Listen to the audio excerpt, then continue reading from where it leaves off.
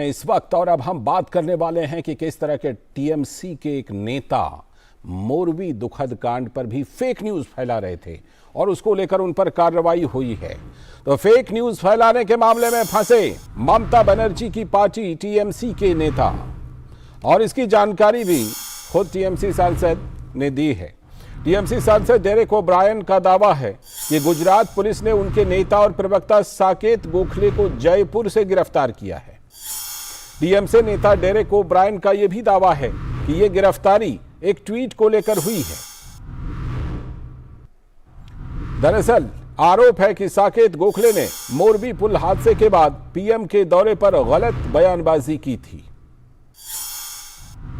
साकेत ने एक आरटीआई का हवाला देकर फोटोग्राफी और इवेंट पर 30 करोड़ रुपए खर्च होने का मुद्दा बना दिया था, जबकि हकीकत तो यह है कि इस संदर्भ में कोई आरटीआई थी ही नहीं। तो कितना बड़ा फेक न्यूज था ये जो टीएमसी नेता ने फैलाया था। इस हादसे में पीड़ित परिवार और घायलों से मिलने का पीएम का प्रोग्राम था, जिसमें सनसनी देने की कोशिश की गई। तो ऐसे में सवाल यह है कि फेक न्यूज फैलाकर लोगों को गुमराह करके टीएमसी आखिर क्या हासिल करना चाहती है। आपदा में संतप्त परिवारों से मिलना, विपत्ति में लोगों के साथ खड़े होने की भावना पर भी राजनीति एक ओछी हरकत नहीं तो और क्या है। पिछले एक हफ्ते से 2 पत्रकारों को पश्चिम बंगाल पुलिस परेशान कर रही है, लेकिन उसके खिलाफ कोई आवाज नहीं है। दरअसल पश्चिम बंगाल पुलिस ने सैफुकुल इस्लाम और मानव गुहा को टीएमसी के खिलाफ खबर के कारण गिरफ्तार कर लिया है, लेकिन पश्चिम बंगाल के इन दोनों पत्रकारों की पुलिस प्रताड़ना को लेकर किसी मीडिया में क्यों नहीं है कोई खबर, ये सवाल उठता है। और देखिए डेरेक ओब्रायन ने क्या कुछ ट्विटर पर इस बारे में लिखा है। पहले आप इसे अपने टेलीविजन स्क्रीन पर देखिए। उन्होंने लिखा है कि Saket Gokhale arrested bye Gujarat police, TMC national and spokes person. Saket took a 9 p.m. flight from New Delhi to Jaipur on Monday when he landed, यानी कि वो जयपुर गए तो गुजरात पुलिस ने उनको एयरपोर्ट पर राजस्थान में गिरफ्तार कर लिया। ये डेरेक ओब्रायन दावा कर रहे हैं कि इस तरह से उनके नेता को गुजरात पुलिस ने गिरफ्तार किया है।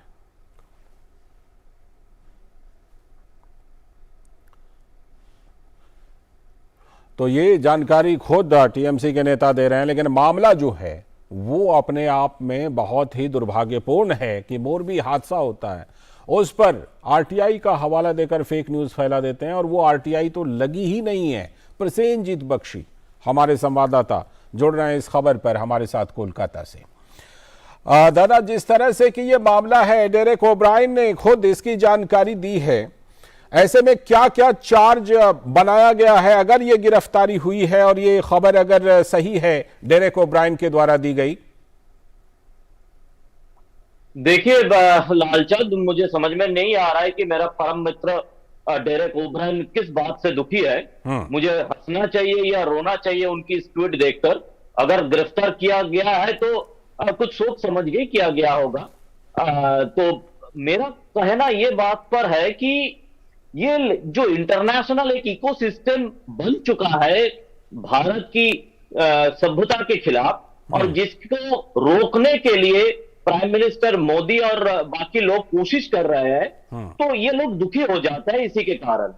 मैं आपको 2-3 बातें कह रहा हूं कि ये फेक न्यूज कितना जरूरी है, इसको रोकना कितना जरूरी है, ये इन लोगों ने, ये डेरेक जैसे लोगों ने ही पहले साबित किया था। इसी गुजरात की किसी सो कॉल्ड फैक्ट चेकर को अरेस्ट किया गया था फेक न्यूज फैलाने के लिए, और वो नोबेल पीस प्राइज तक पहुंच गया। तो ये आपको पता होगा। तो फेक न्यूज अगर वो फैलाता है तो वो नोबेल पीस प्राइज तक चले जाते हैं, और फेक न्यूज अगर ये फैलाता है तो उसके लिए डेरेक ने ट्वीट करता है, जिसके कारण हमको समझ में नहीं आता है कि रोना चाहिए या हंसना चाहिए। तो कहानी यह है कि बंगाल में, जैसे आपने अपने स्टोरी में भी दिखाया, 2 पत्रकार, एकदम हार्डकोर पत्रकार जो अभी सोशल मीडिया में काम कर रहे हैं, दोनों को जिस तरह से पिछले कई महीनों से हैरेस किया जा रहा है, इसके खिलाफ कोई मीडिया ने कोई मीडिया ने इसके खिलाफ कोई बात नहीं उठाई। तृणमूल कांग्रेस की तरफ से इसके बारे में कोई संदेशा हम लोगों को नहीं मिला। और हम अगर इस बात को उठाते हैं तो हम क्या हो जाते हैं, हम राइटिस्ट हो जाते हैं, हम कम्युनल हो जाते हैं, हम पत्रकार छोड़ के सब कुछ हो जाते हैं, हम फैसिस्ट हो जाते हैं। ये जो कई वर्ड्स अभी पूरे देश में चल रहा है, पहले कम्युनल चलता था, बाद में अभी फैसिस्ट चल रहा है। ये काफी इन लोगों के लिए पसंदीदा शब्द है पूरे देश को बदनाम करने के लिए। तो कहानी यह है कि साकेत गोखले जो ट्वीट किया था, वो ट्वीट सही है या गलत है, डायरेक्ट ने इस बात को नहीं बताया उनको अरेस्ट किया गया है। लेकिन अगर हिम्मत है तो डायरेक्ट ने यह बताया कि जिस आरटीआई का हवाला दिया गया था, क्या वो आरटीआई का कोई एग्जिस्टेंस है?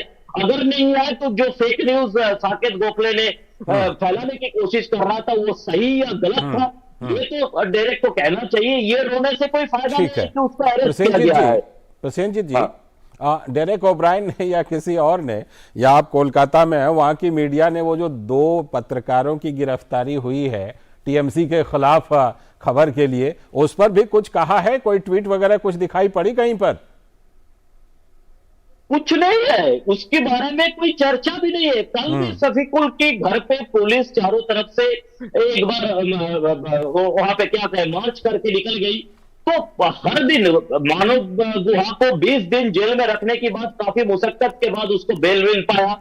और क्या किया था मानव ने कुछ ही दिन पहले, आपको याद होगा, एक हावड़ा में कुछ, खिदिरपुर में कुछ कम्युनल टेंशन की बात हुई थी, और उसी का जो एकदम नॉर्मल रिपोर्टिंग है, उस रिपोर्टिंग किए थे, यही उनका इसी के कारण उनका अरेस्ट किया गया था।